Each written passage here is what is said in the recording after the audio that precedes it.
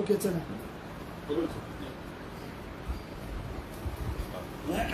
काही दिवसापासून महाराष्ट्राच्या काही जिल्ह्यांमध्ये काही जिहादी कार्टे औरंगाबादचे काही स्टेटस मोबाईलवर ठेवत आहेत. काही त्या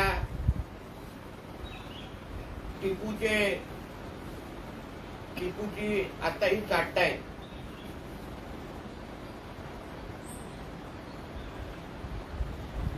तर ह्या लोकांना जास्त अगर औरंगाबाद आणि टिपूचं अगर प्रेम उफळून येत असेल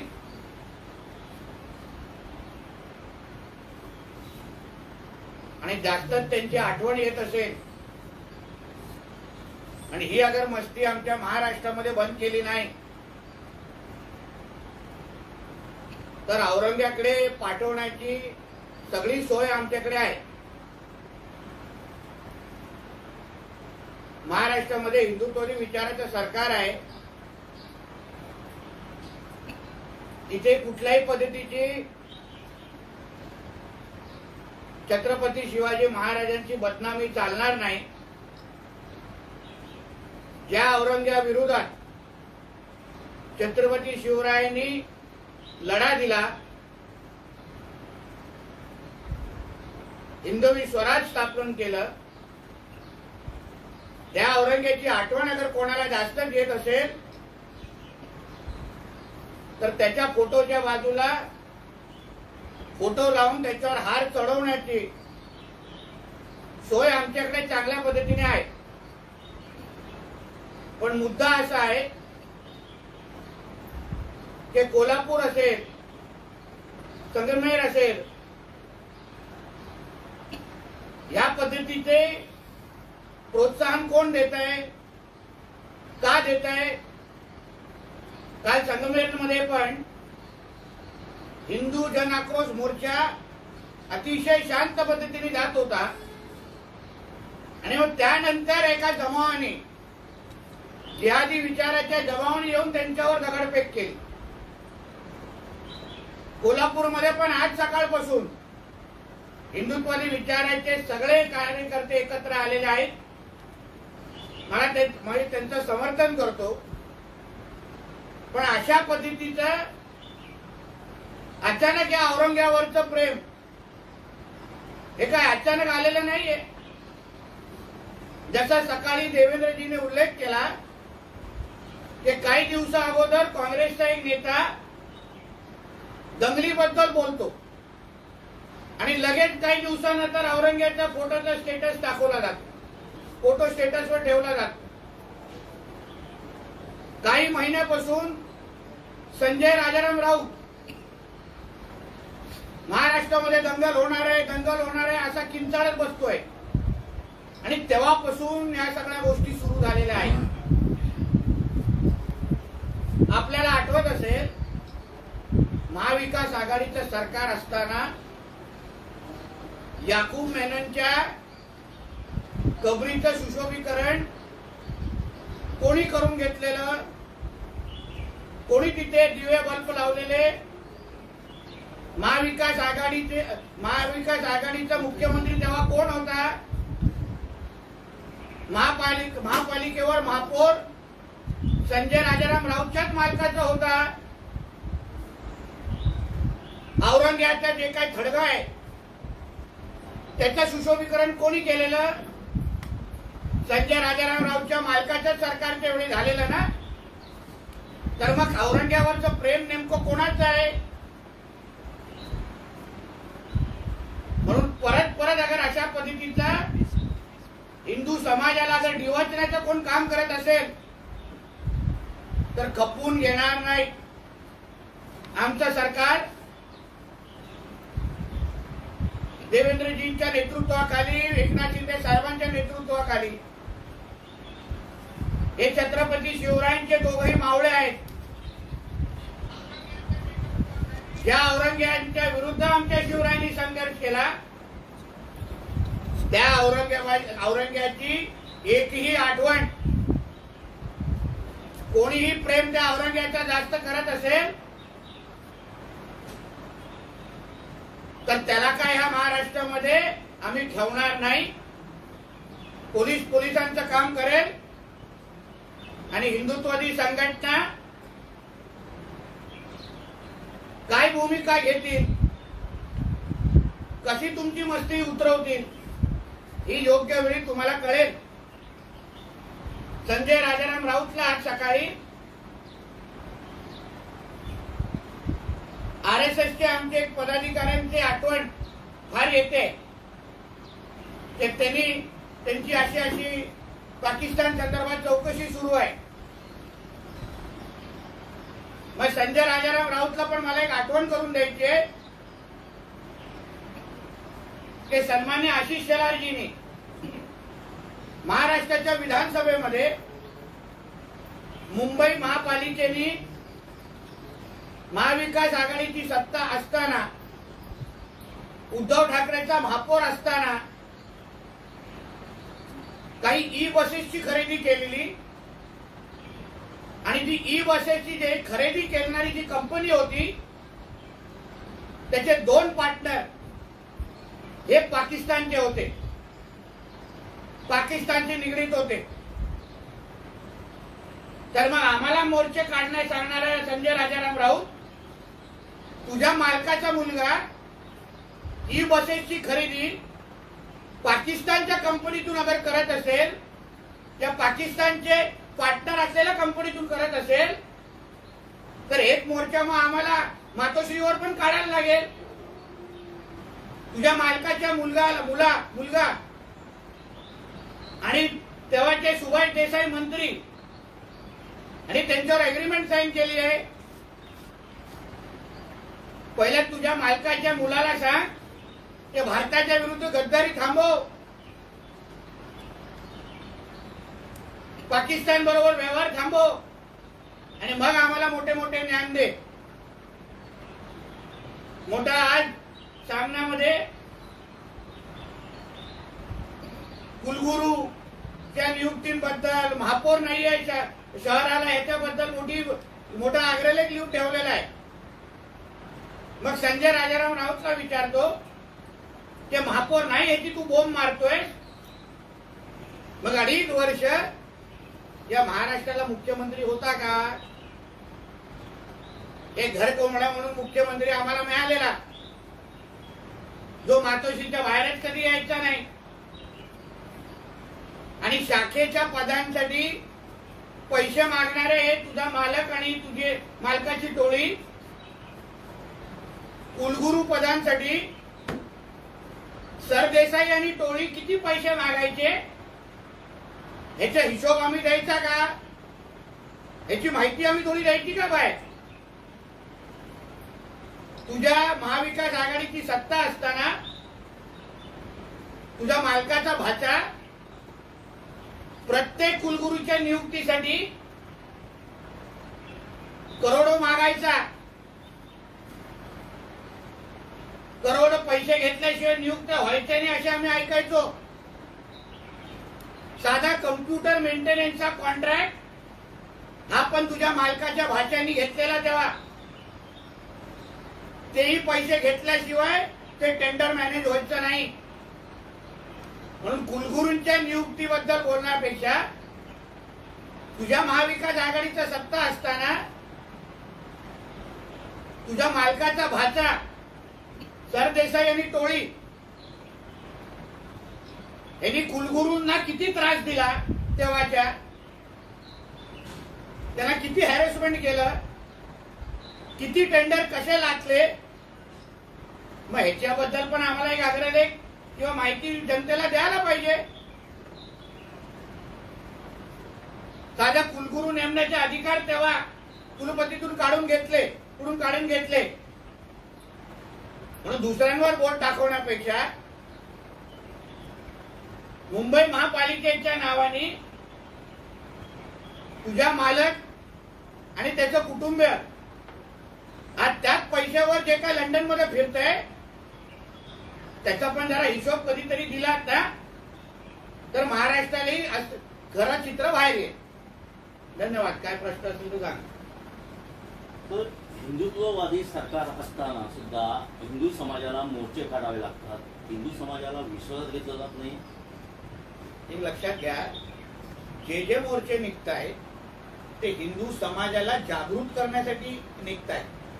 ते काय कोणाच्या सरकारच्या विरुद्ध की अन्याय होत असं नाही.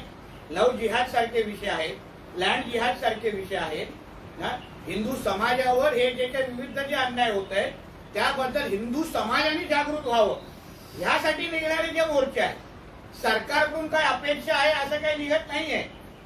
म्हणून हिंदू समाज म्हणून अगर आवाज अगर उचलून अगर आपण एकत्र येण्याचा अगर संदेश कोण देत असेल तर ती चांगलीच गोष्ट आहे ना. सरकारच्या विरुद्ध कोण येतोय, अन्याय होतोय कोण सांगतोय, पण लव्ह जिहाद सारखे प्रकरण ज्याच्यामुळे हिंदू समाजाच्या माता भगिनींना त्रास होतोय त्या विरुद्ध जागरूकता यावी, हिंदू समाज एकत्र यावं यासाठी हे सगळे हिंदू एकत्र येत आहेत. गेल्या 2-3 महिन्यामध्ये सातत्याने बॅक टू बॅक असे ह्या घटना घडत आहेत.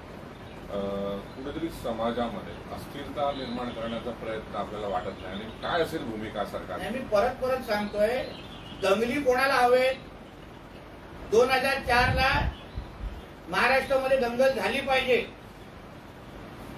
हे कोणी सांगितलेलं. त्या उद्धव ठाकरेंची नार्को टेस्ट करा मी परत मागणी करतोय. महाराष्ट्रामध्ये होणाऱ्या दंगलीच्या मागे उद्धव ठाकरे मास्टरमाइंड आहे का याबद्दल खरंच चौकशी झाली पाहिजे. औरंग्यावरचं प्रेम कोणावर होतं म्हणून तुम्हाला 2 घटना सांगितल्या. त्या याकूब मेननच्या कबरीचं कोणी सुशोभीकरण केलेलं, औरंग्याच्या कबरीचं कोणी सुशोभीकरण केलं, ह्यांच्याच महाविकास आघाडीच्या सरकारच्या टायमाला झालेलं. म्हणून ह्यांना परत एकदा औरंग्याचं अगर मुघलाईचं राज्य आणण्याचा ह्यांना विचार असेल तर आम्ही स्वराज्यासाठी लढण्यासाठी तयार आहोत. आम्ही जसं सांगितलंय की आज मुख्यमंत्री उपमुख्यमंत्री शिवरायांचे मावळे बसलेले आहेत तिकडे. आमच्या महाराष्ट्राकडे वाकड्या नजरेने यांनी पाहिलं, आमच्या रयतेच्या राज्याकडे वाकड्या नजरेने पाहिलं तर आम्ही यांना उद्ध्वस्त करून टाकू एवढा संदेश यांना देतोय.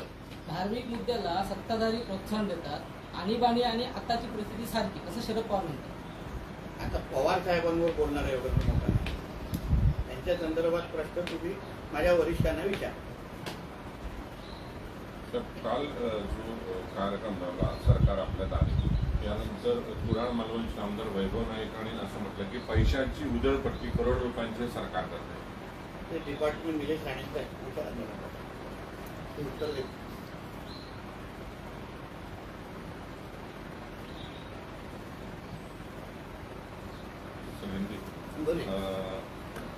पूरे महाराष्ट्र में जो कुछ हो रहा है इसके बाद फडणवीस ने कहा है कि हम ये नहीं होने देंगे, जो कुछ भी हो हम इसके खिलाफ कार्रवाई करेंगे. देखिए, जब से हमारी एकनाथ शिंदे साहब की और फडणवीस साहब के नेतृत्व की जो सरकार आई है तभी से महाविकास आघाड़ी के अलग अलग जो लोग हैं वो महाराष्ट्र में राइट्स होंगे, दंगल होंगे, इस तरीके की स्टेटमेंट दे रहे. और उनके स्टेटमेंट के कुछ हफ्तों के बाद ही इस तरीके के कोई तो औरंगजेब का स्टेटस रख रहा है, कोई टिप्पू सुल्तान को बड़ा कर रहा है. मतलब जो महाविकास आघाड़ी के लीडर लोग स्टेटमेंट दे रहे हैं, नेता जो स्टेटमेंट दे रहे हैं और उसके 2 हफ्तों के बाद ही अगर ऐसे दंगल और ये सारी चीजें होती रहेंगी तो इसमें लिंक ही दिख रहा है ना सीधा सीधा. तो इसका मतलब है कि महाराष्ट्र को अशांत रखना, महाराष्ट्र में इस तरीके के धार्मिक तेज निर्माण करना, ये महाविकास आघाड़ी के लोगों का इंटेंशन सीधा सीधा साफ दिख रहा है. तो इसलिए ये सारी चीजों की इंक्वायरी होनी चाहिए. जो हमारे डीसीएम साहब ने आज सुबह ही बोला है, तो मुझे विश्वास है कि उस इंक्वायरी के बाद महाराष्ट्र के असली विलन कौन, ये सारे चेहरे बाहर आ जाएंगे. कोल्हापुर में आज जो हिंदू संगठना ने मोर्चा निकाला है, ऐसे एमएलए बीजेपी के एमएलए होने के आपने सपोर्ट दर्ज किया है, क्या कहना है? मैं एज ए एमएलए मैंने सपोर्ट दर्ज नहीं किया, एज ए हिंदू मैंने सपोर्ट दर्ज किया. हिंदू समाज के खिलाफ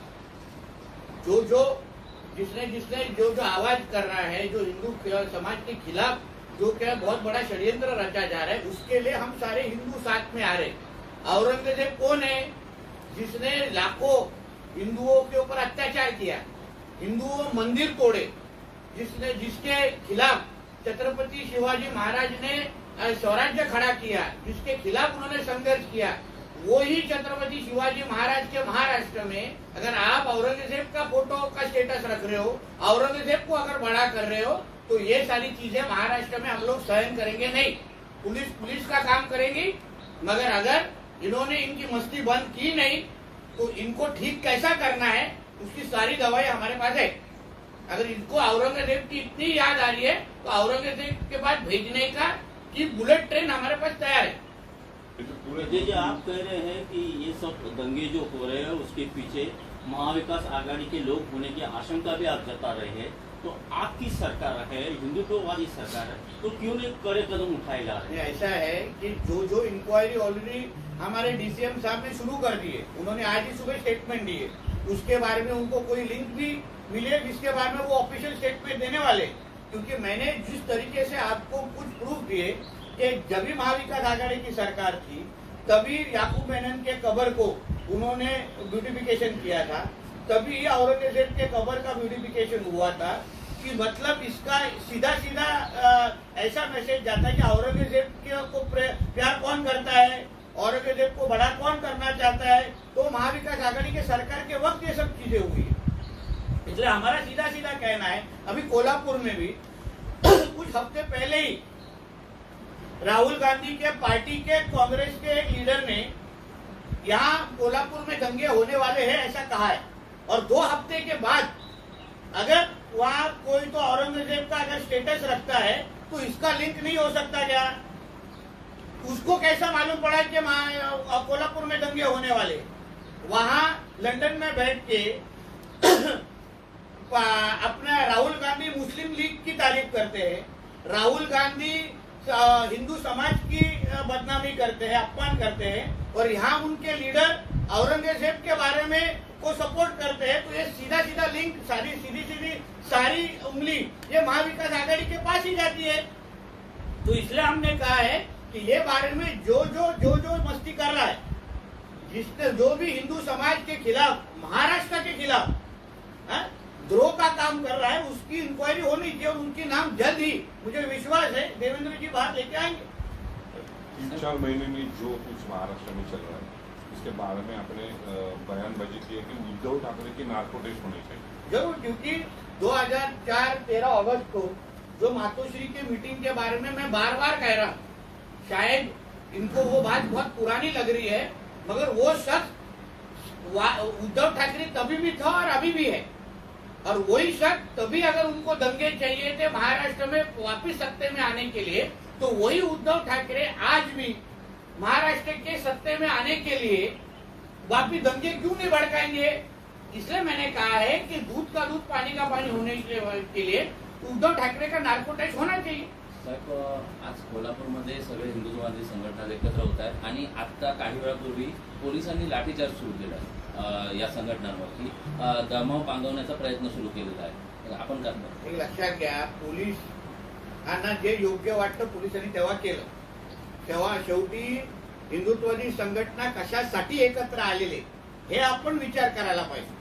सातत्याने हिंदू समाजाच्या विरुद्ध जे काय हे षडयंत्र सुरू आहे, अहो ज्या महाराष्ट्रामध्ये छत्रपती शिवरायांनी आणि छत्रपती संभाजी महाराजांनी त्या औरंग्याला गाडलं, त्याच भूमीमध्ये तुम्ही औरंग्याचे स्टेटस ठेवण्याची हिंमत अगर करत असाल तर तुम्हाला महाराष्ट्रामध्ये किती महिने, किती दिवस, किती तास जिवंत ठेवायचे याहीबद्दल थोडा विचार करायला पाहिजे। आम्ही शेवटी शिवरायांच्या नावाने वर्षानुवर्ष त्यांचा इतिहास सांगत आम्ही जगतोय, त्यांच्यामुळे आज हिंदू म्हणून आम्ही श्वास घेतोय, आणि त्याच शिवरायांचा अपमान करणारा त्या औरंगजेब कोण होता? ज्यांनी हिंदू मंदिर तोडले, हिंदुंवर अत्याचार केले, हिंदू महिलांवर अत्याचार केले, त्या औरंग्याचे स्टेटस तुम्ही महाराष्ट्रामध्ये ठेवत असाल आणि पोलिसांचं काम करतील, पण उरलं काम हे हिंदू संघटना करायला तयार आहे। म्हणून शेवटी ती भावना लक्षात घेतली पाहिजे आणि त्या पद्धतीने पोलिसांनी कारवाई केली असेल। पण कुठल्याही हिंदुत्ववादी संघटनेच्या कार्यकर्त्यांना सांगेन की सरकार हे तुमच्या बाजूने आहे, कुठल्याही केसेस असतील, कुठल्याही काय असतील, तुम्हाला सुखरूप घरी पोहोचवण्याचा काम आम्ही सगळेजण करू। एवढा विश्वास तुमच्या माध्यमातून मी प्रत्येक हिंदुत्ववादी संघटनेच्या कार्यकर्त्याला देतो. 8-10 दिवसापूर्वी काँग्रेसचे कोल्हापूरचे आमदार सतेज पाटील यांनी असं म्हटलं होतं की महाराष्ट्रात दंगली घडू शकतात आणि कोल्हापूरमध्ये दंगली घडू शकतात आणि तेच आज सुरुवात झालेली आहे. तेच म्हणणं आहे ना, तुम्ही समजून घ्या. म्हणून मी महाविकास आघाडी या संदर्भात काही जी माहिती देतो तो त्याच्यामुळेच आहे, कारण का त्यांना अशी कशी माहिती पूर्वकल्पना कशी आली, कोणी दिली, औरंगाबादचं स्टेटस असं विचारून ठेवलं होतं का? मग या संदर्भात पोलिसांनी सखोल चौकशी पोलीस करतायत. त्या पद्धतीचं स्टेटमेंट पण गृहमंत्री साहेबांनी सकाळी दिलेलं आहे. फक्त एवढंच सांगेन, हे आमच्या राज्यात सहन होणार नाही. महाराजांच्या अस्मितेसाठी आणि हिंदू समाजाच्या संरक्षणासाठी आम्हाला उद्या तलवार पण हातात घ्यायला लागली तर घ्यायला आम्ही तयार. धन्यवाद.